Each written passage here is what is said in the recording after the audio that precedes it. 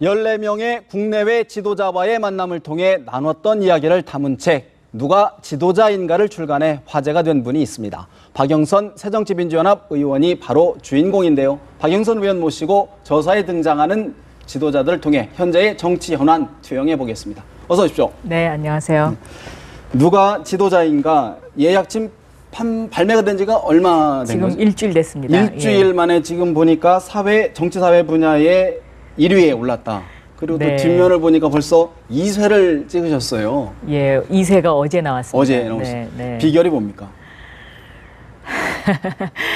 아마 우리 사회에 지금 참된 지도자상에 대해서 국민 여러분들께서 많은 갈증을 느끼시고 있는 그런 상황이 아닌가 그렇게 생각이 되고요. 또 저 개인적으로는 세월호 이후에 정치란 무엇인가에 대한 저 자신의 성찰의 산물이라고 말씀드릴 수가 있겠습니다. 그래서 함께 우리가 그 어떤 선출직 이제 대표를 뽑을 때라든가 아니면 어떤 그룹의 리더를 선택함에 있어서 무엇이 중요한 것인지를 생각해 보는 계기가 됐으면 하고 책을 썼습니다. 네. 많은 분들이 그런 우리 의원님께서 갖고 계신 공감대를 형성해 주신 것 아닌가 그렇게 보시는 것 같고요. 사실은 저는 이제 책을 좀 받아들고 이게 목차를 보면서 두 가지가 궁금을 했습니다. 하나는 이 국내 정치 지도자 가운데 9명을 선정한 이유가 무엇일까? 그게 하나였고 또 하나는 보니까 순서가요. 순서가 시대순도 아니고 그다음에 예를 들어서 무슨 대통령이 지금 3분이 포함되어 있는데 대통령 순도 아니고 가나다 순입니다. 가나다 순으로 하는 네, 가나다 순으로 이제 출판사하고 그 순서를 어떻게 할 것인가의 문제도 상당히 좀 심도 있게 논의를 했었는데요. 출판사에서 대표께서 가나다 순으로 해도 이것이 다 어떻게 연결이 된다고. 그러고 나서 제가 보니까 그게 맞더라고요. 오히려 가나다 순으로 하는 것이 더 나을 수 있겠다. 그러면 9명의 지도자를 선택한 기준은 뭡니까? 선택한 기준은요. 저하고 개인적인 어떤 그 스토리가 있는 분. 기자 시절에 특별히 인터뷰를 했다든지 아니면 정치권에 들어와서 저하고 직접적으로 오래 일을 한 분들을 우선적으로 선정을 했습니다. 그렇군요. 의외로 간단하면서도 명쾌한 답변을 주시는군요. 또 하나 지금 사실 최근에 이제 누가 이 책에 좀 관심을 끌었던 것이 책 내용 중에 보니까 박근혜 대통령이 즐겨보는 TV 프로그램이 동물의 왕국이고 그 이유가 동물은 배신을 하지 않는다라고 이제 언급을 해서 굉장히 이목을 끌었습니다. 그런 대통령께서 배신의 정치 발언하시는 거를 당연히 모르고 쓰셨을 거 아니겠습니까? 그때가 마침요. 에필로그를 쓰던 날이었습니다. 그 대통령께서 배신의 정치 말씀을 하신 날. 그 말을 듣고 나니까 그 조금 약간 대통령께서 저런 말씀하셔도 되나 이제 이런 생각도 좀 들고요. 그 1994년도니까 20여 년 전이죠. 그때 대통령이 하셨던 말씀이 생각이 나더라고요. 근데 제가 그 당시에 이제 인터뷰를 하고 나서 점심 식사를 따로 한 적이 있는데 제가 보통 이제 그 기자 시절에 하루 일과를 이렇게 메모를 해놓습니다. 그래서 그 메모를 뒤져보니까 거기에 그렇게 딱 메모가 돼 있더라고요. 동물은 배신하지 않으니까요. 이렇게 딱 그렇게 써 있어요. 근데 제가 그때 그 이야기를 들었을 때 그 장면과 그 대통령의 그 당시에는 뭐 박근혜 이사장이었죠. 그 표정 같은 것이 이제 지금도 생생한데요. 그때는 제 마음에 굉장히 동정심이 생겼었습니다. 그러니까 그 부모님을 여의고 그리고 부모님한테 이제 혜택을 받았던 사람들이 다 한 사람씩 두 사람씩 떠나가면서 얼마나 그러니까 사람들의 배신하는 모습이 가슴에 사무쳤으면은 저런 말씀을 하실까 이제 이렇게 생각을 했었거든요. 그런데 이제는 대통령이 되셨으니까 그런 어떤 마음속의 분노를 다 잊으시고 좀 포용과 화해의 정치를 좀 하셨으면 하는 그런 바람에서 이걸 썼습니다. 또 하나 좀 주목해 봐야 될 게 노무현 전 대통령이 2007년도에 정도영 당시 열린우리당 의장이 탈당하려고 하자 도리의 정치를 하라, 이걸 전하라 이렇게 이제 책에 소개가 돼 있는데 그러면 배신의 정치, 도리의 정치 어떤 맥락이 있는 겁니까? 그러니까 이제 그 당시에 노무현 대통령께서는 2007년도 상황인데요. 사실 노무현 대통령을 제가 처음 인터뷰했을 때 대통령 당선자 시절에 저하고 제일 먼저 인터뷰를 하셨는데 그때 대통령이 되셔서 무엇을 하고 싶으십니까? 제가 이제 이렇게 여쭤봤어요. 그럼 보통 이제 일반적으로 상상할 수 있는 답변이 뭐 국민을 편안하게 네. 해주고 뭐 이런 답변이잖아요. 그런데 대통령께서는 그때도 정계 개편 얘기를 하셨거든요. 이렇게 굉장히 멈칫하다가 정계 개편을 하겠습니다. 이렇게 딱 아주 굉장히 네. 근엄하게 얘기를 하셨어요. 그래서 저도 굉장히 깜짝 놀랐었는데요. 그만큼 노무현 대통령이 이 열린우리당이라는 어떤 그 정계 개편 속에서 나온 산물에 대해서 굉장히 애착을 갖고 계셨는데 그런 어떤 열린우리당이 깨지는 모습에 대해서 너무너무 아주 상심을 하셨던 그런 순간이죠. 네. 그렇다 그러면 어떻게 보면 맥락이 좀 배신의 정치와 좀 다 있다 봐도 정치. 뭐 노무현 대통령 입장에서는 그런 느낌으로 이야기를 하셨으리라고도 생각이 됩니다. 왜냐하면 그 당시에 그날 노무현 대통령께서 내가 정동영 의장한테 딱 한 번 싫은 소리 했다. 언제냐? 성북에 보궐선거가 있었을 때 그때 안 나간다고 했을 때 굉장히 제가 이제 싫은 소리 딱 한 번 했고 그 이외에는 내가 싫은 소리 한 적이 없는데 어떻게 이제 이렇게 당을 떠나려고 하는지 모르겠다. 이제 백령 전당을 만들어 달라고 했는데 그렇습니다. 네, 굉장히 서운해하셨죠. 네. 또 하나 좀 책 내용에 보니까요. 박근혜 대통령을 평가하시면서 집요한 일관성을 가지고 계시다. 그러면서 근데 방향성을 잘못 잡으면 모두가 불행해진다. 이런 말씀을 하셨어요. 어떤 의미입니까? 박근혜 대통령이 대통령 되시기 전에 신뢰와 원칙을 굉장히 중요시했죠. 그래서 그 원칙을 가지고 지금의 새누리당을 이제 잘 끌어왔다고 봐요. 그런데 대통령이 되신 이후에는 이런 어떤 원칙과 관련된 것도 저는 많이 무너졌다고 생각이 되고요. 그리고 그 대통령을 보좌하는 그 보좌진들이 보좌를 좀 더 잘할 수 있으면 네. 대통령이 좀 더 일을 잘할 수 있지 않을까 저는 그렇게 개인적으로 생각을 합니다. 왜냐하면 박근혜 대통령께서는 그냥 제가 생각하기에 다른 사람들처럼 일반적으로 사회 경험이 많은 분이 아니기 때문에 누가 옆에서 어떤 이야기를 어떻게 전달하느냐에 따라서 이 방향타가 굉장히 이제 그 많이 좌우가 되는데 글쎄요, 요즘 청와대에 들어가셔서는 사람들과의 소통이 더 부족해서인지 네. 아니면 정말로 그 원래 대통령이 그런 사람이었는지 때때로는 의심이 될 만큼 요즘은 좀 많은 국민들 참모진들로부터 다양한 조언을 듣지 못하고 있는 것 아니냐? 네, 그런 생각이 많이 듭니다. 예. 그렇다 그러면 그것이 국정으로 어떻게 이어진다고 보시는 겁니까? 그래서 이제 자꾸 독선이라는 얘기가 나오고 불통이라는 얘기가 나오지 않느냐. 그리고 이제 지금 대한민국의 어떤 경제를 끌어가는 것도요. 제가 보기에는 지금 경제가 하반기에 이미 적신호가 들어왔거든요. 근데 이 적신호가 들어온 지는 오래됐습니다. 작년부터 제가 기재위에 있을 때도 이런 부분을 많이 말씀을 드렸었는데 최경환 부총리한테도. 그런데 전혀 부총리가 뭐 그렇지 않다, 건전하다. 뭐 오늘도 가계부채 문제에 대해서 정부가 대책을 내놓지 않았습니까? 그런데 올 초만 해도 최경환 부총리가 국회 와서 뭐라 그러셨냐면 가계부채가 오히려 건전해지고 있다. 이렇게 답변을 하셨단 말이에요. 그러면 그 최경환 부총리의 답변이 대통령에게 그대로 전달된다고 상상할 수 있죠.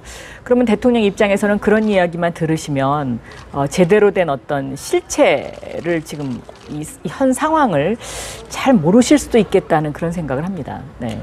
그렇다 보니까 또 책에 있는 내용들이 좀 오버랩이 되는데 도리의 정치를 하라고 그랬더니 정동영 의장이 세상과 너무 깊은 곳에 계셔서 모르겠다. 그런 것도 또 같은 말씀입니까?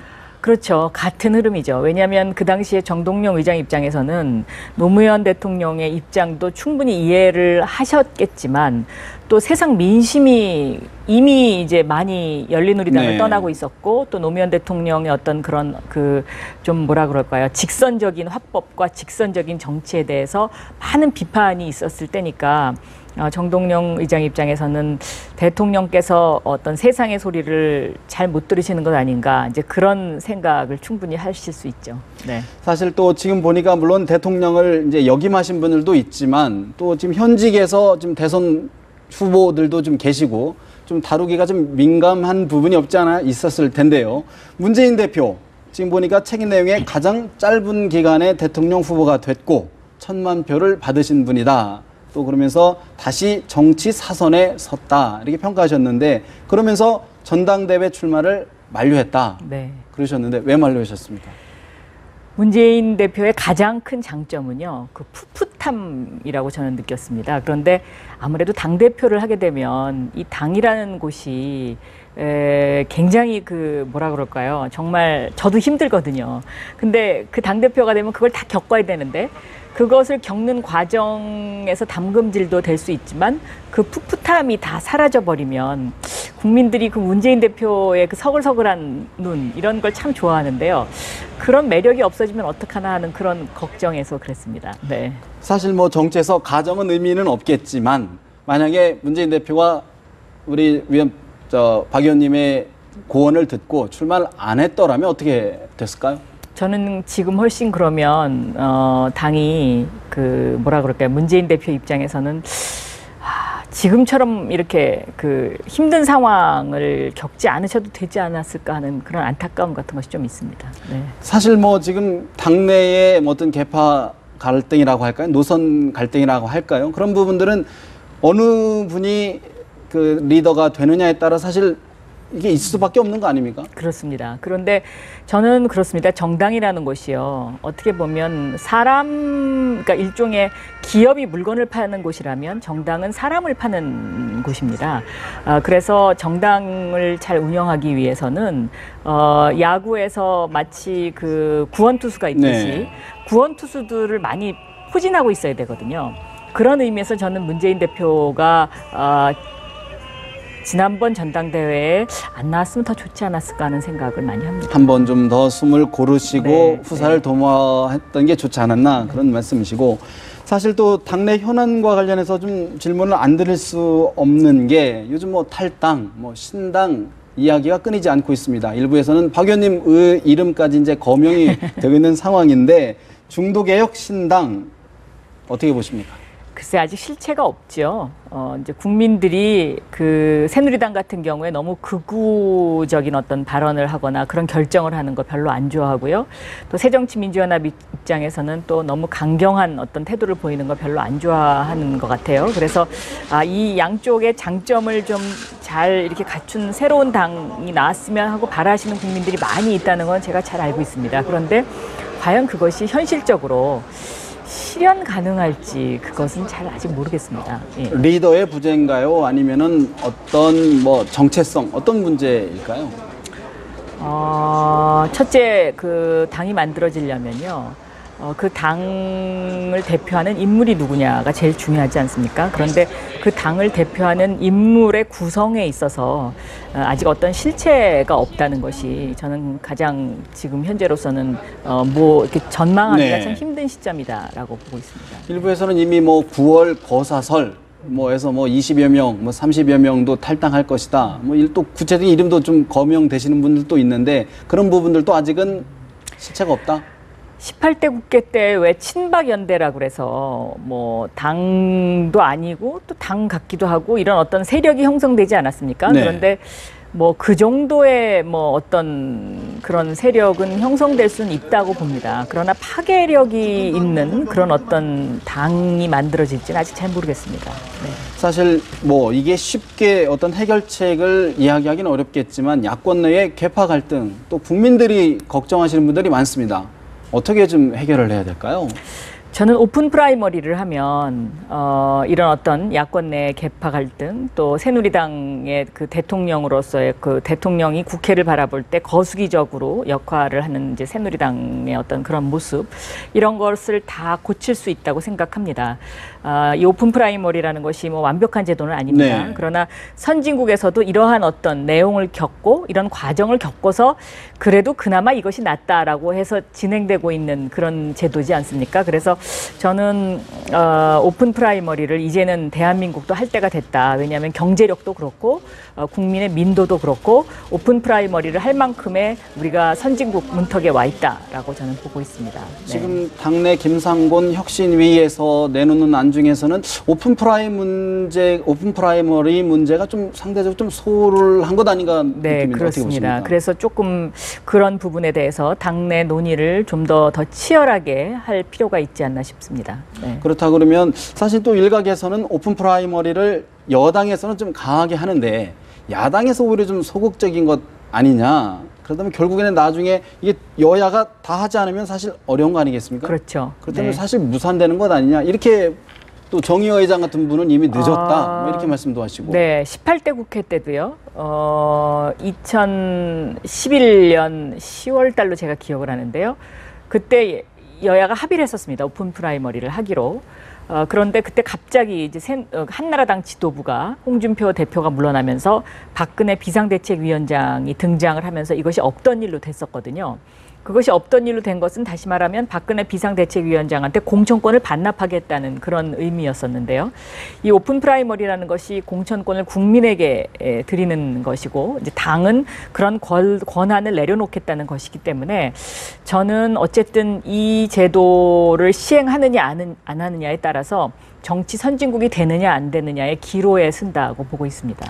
마지막으로 하나만 질문드리겠습니다. 네. 이미 박 의원님께서는 여성 지도자임에는 틀림이 없으신 것 같은데 앞으로 우리 사회, 대한민국 어떤 리더가 나와야 된다고 보십니까? 정리 좀 해주시죠. 저는 포용과 그 통합의 리더십을 가진 분이 반드시 필요하다. 그리고 특히 이제 앞으로 대한민국은 남북 통일 시대를 준비해야 되지 않습니까? 그렇기 때문에 이런 남북 통일 시대를 위해서는 갈등을 조정할 수 있는 그리고 이것을 어떤 마음속의 분노를 승화시킬 수 있는 그런 리더십을 가진 분이 반드시 필요하다고 생각합니다. 네. 알겠습니다. 네. 이제 2세까지 나왔는데요. 앞으로 5세, 6세, 10세까지 네. 계속 많은 책자들이 나오길 좀 바라보겠습니다. 오늘 말씀 고맙습니다. 감사합니다.